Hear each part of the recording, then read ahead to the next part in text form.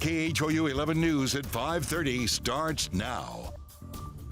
A major crash leaves 2 people in critical condition, including a Sugar Land police officer. Gunfire erupts at a party in South Harris County. 4 teens were hit and 1 died. Plus, we are following the Houston Cougars in the NCAA tournament. The Cougs Sweet 16 bound after another big win today. But we start with weather. Here's a live look at downtown from our Gulf Freeway cam. It is a beautiful Sunday, but tomorrow will be a different story. Hello, I'm Xavier Walton, and welcome to our webcast. High winds, flooding, and even tornadoes, all possible starting tomorrow afternoon. So let's get right to meteorologist Tim Pandages for the very latest. Tim. Hey, good evening, Xavier. You know, an impactful severe weather event now looking likely for the time frame of Monday night, tomorrow night, through Tuesday morning as we watch a very slow-moving cold front build on through, interact with the warm, humid air in place in southeast Texas and ignite a line of showers and thunderstorms that could be severe, in fact likely to be severe, bringing damaging winds, hail, a flooding threat, and even a tornado risk as well. Now, ingredient number 1 is going to be the warm, humid air. We've had high pressure dominating our area today. It's pushing to the east, and that's allowing an onshore flow to build in moisture. PWAT, precipitable water values, are going to be in the range of 1.5 to 2 inches. Now, what that means, it's a column of air from the surface all the way up to around 34,000 feet. When you compress that column, you squeeze out all the moisture, and you get around 1.5 to 2 inches. That's a lot of moisture to squeeze out of a column of air, and that means that heavy, tropical-like downpours are a likelihood with this. On top of it, we're going to have favorable jet dynamics overhead. A screaming jet stream out of the southwest will actually do something very interesting and concerning as we head into the overnight hours Monday into Tuesday. We've got that jet, and it starts to split overhead, leading to divergence aloft. And what that means is a void is created about 35,000 feet up, and rapidly rising air will move to replace it. Rising motion leads to very favorable conditions for torrential downpours and leads to prolonged severe thunderstorms that could, in fact, be tornadic. So seeing this is concerning for that time frame when we're watching that front build on through. Let's talk timing now. That's what everybody wants to know, how you can plan out your day tomorrow.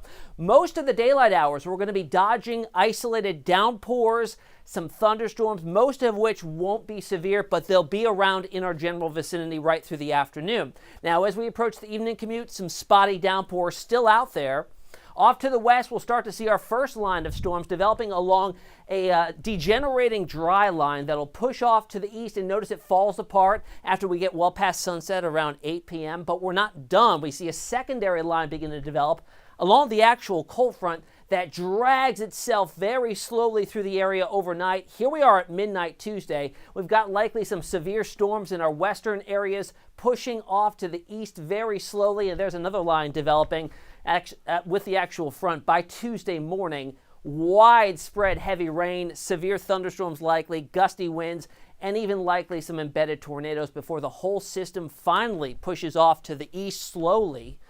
By lunchtime, it should clear our area and we'll begin to see rapidly improving conditions. So here's the latest from the Storm Prediction Center. Remember, it goes from a level 1, lowest threat, to a level 5, highest threat. The orange indicates a level 3, so right in the middle of the line there, isolated to widespread strong to severe thunderstorms are likely with strong winds, 70-mile-per-hour winds likely in some of these storms. That's a higher risk there. As we get to hail, 1 to 2 inch diameter hail is certainly a possibility. Flooding downpours, the slow movement of this front, meaning thunderstorms will likely do something called training. They'll move over the same area over and over again, leading to the flooding risk going on up. And I know it's been very dry lately, but 3-inch-an-hour rainfall rates for several hours will certainly lead to a moistening up of the ground and an overwhelming of the drainage basins. And of course, the tornado threat is rather high too. So let's talk about that. The tornado threat from the Storm Prediction Center here.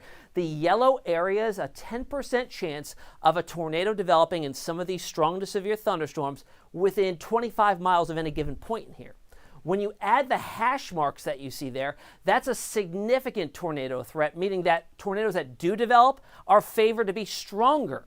EF2 or greater potentially in that hashed area with that 10% risk. And then, of course, we've got the wind threat too. This is up to 30% chance that any storm that develops within 25 miles of any point, will have wind gusts of over 55 miles per hour.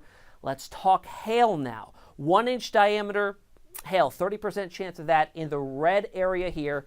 Any given point within 25 miles. The hash marks here well off to the west, that's more likely to see 2-inch diameter hail. So a large hail, wind, and tornado threat. On top of that, the slow-moving thunderstorms leading to that flooding risk.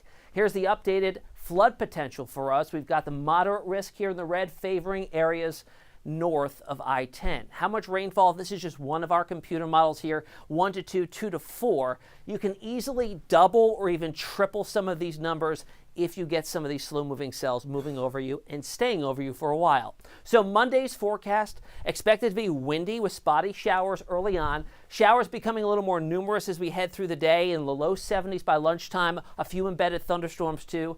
But the strong to severe risk starts to go up as we head to the late afternoon into the overnight and most of Tuesday morning as well. I talked about it being windy. We are also under a wind advisory, and that's for 45-mile-per-hour gusts outside of any thunderstorms that come on through, and that's from 11 a.m. tomorrow until 7 p.m. I also do expect a flash flood watch to be issued for the same area too. There's your 7-day outlook. We've got bumpy weather tomorrow into Tuesday, but once we clear that, Wednesday onwards, a beautiful stretch of weather straight through next weekend. Temperatures below average for a few days before warming to nearly 80 by next weekend. So Xavier, just that bump in the road tomorrow. You're really going to want to stay close to the forecast, monitor any changes as we go forward here through tomorrow and Tuesday morning. Tim, it's a big bump that a lot of people have to prepare for. All right, absolutely. Tim, thank you. Well, you can track the storms yourself with the KHOU 11 app, and be sure to turn on those push notifications for severe weather alerts. Just tap the gear icon and follow the notification directions from there.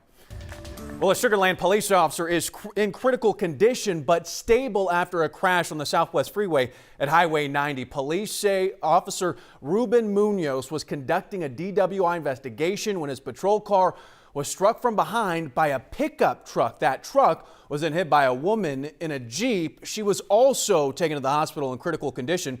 Police say Munoz has only been with the department less than a year. Officers are grateful for the first responders who got there quickly. Our officers that was out there did a heroic job to get him out and do CPR that ultimately probably prolonged his life at this point in time. So we're still praying. The investigation into the accident is still ongoing. Police say they are working with the district attorney's office to make sure the appropriate charges are filed. Well, a man has been arrested in the hit-and-run death of a prominent Galveston doctor. 21-year-old Logan Llewellyn is charged with accident involving injury or death and is being held at the Guadalupe County Jail on a $200,000 bond. Police say he's from Conroe but was arrested in Seguin this morning. He is accused of hitting and killing Dr. Nancy Hughes as she rode her bike Friday morning on Seawall Boulevard. Hughes ran a family practice on the island just blocks from where she was killed. She was beloved by her patients. Well, Harris County sheriffs are searching for suspects in a shooting that left one teen dead and 3 others hurt. It happened overnight at a birthday party off the Beltway and Highway 288. Police say a large fight broke out in the parking lot of a music studio. Then several people pulled out guns and then started shooting. A 17-year-old was killed. 2 17-year-olds and a 14-year-old were injured. Meantime, Houston police have released this surveillance photo of 2 men wanted for questioning in yesterday's deadly shooting at a Galleria Mall parking garage. Police say the men were seen with the victim just moments before he was killed yesterday on the 3rd floor of the red garage on Hidalgo. The name of the victim has not been released. Police say he was shot as he ran away from an altercation with some other men. After he was shot, he was then hit by a car. The driver of that car stayed at the scene and is not facing any charges at this time. Anyone, though, with information on this case is asked to call Crime Stoppers right away.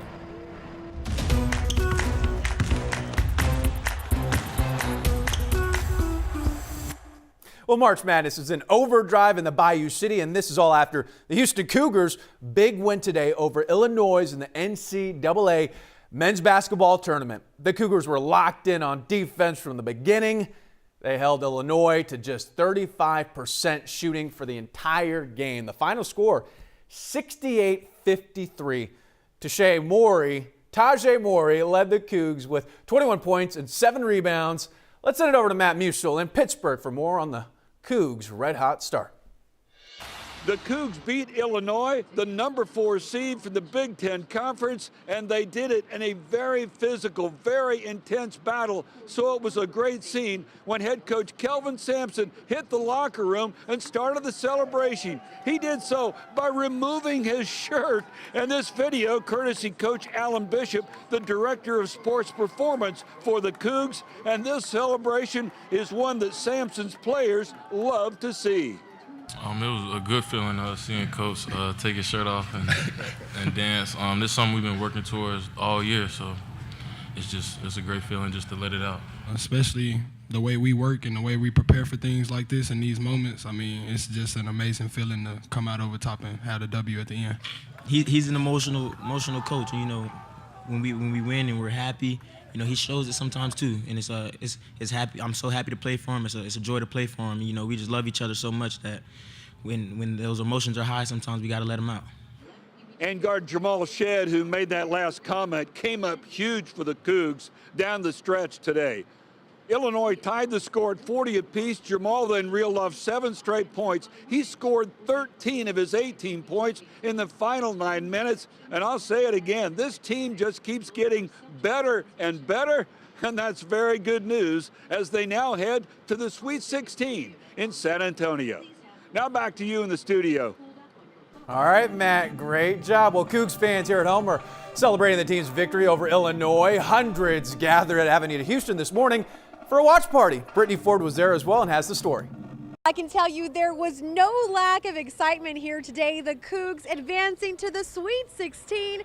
Fans I spoke to ready to see them go all the way. A sea of red and white. U of H fans celebrating a savory win to the Sweet 16. I'm feeling great. We're going to San Antonio this year. Final Four, champions this year. We got all of it. Still dancing, baby. We're still dancing. Yes, sir. Dozens heading down to the official U of H watch party in front of GRB. A game that started with a little bit of an emotional roller coaster. Went down a little bit, but at the end we came back and put them away. The Cougs defense holding up, coming out strong. With Coach Sampson, we got defense on lock every time, and then the offense comes with the defense. We locked them down. They said they were a higher seed than us. We're still dancing. This is the 3rd year the team has advanced to the Final 16 in March Madness. Fans making plans to be front row and center. We're trying to figure out already how we're going to get to San Antonio, baby. We got to do this. Maybe it's drive there, drive back. I don't know. We'll see. We'll figure it out. House? Cougs house! Yeah! Brittany Ford, KHOU 11 News.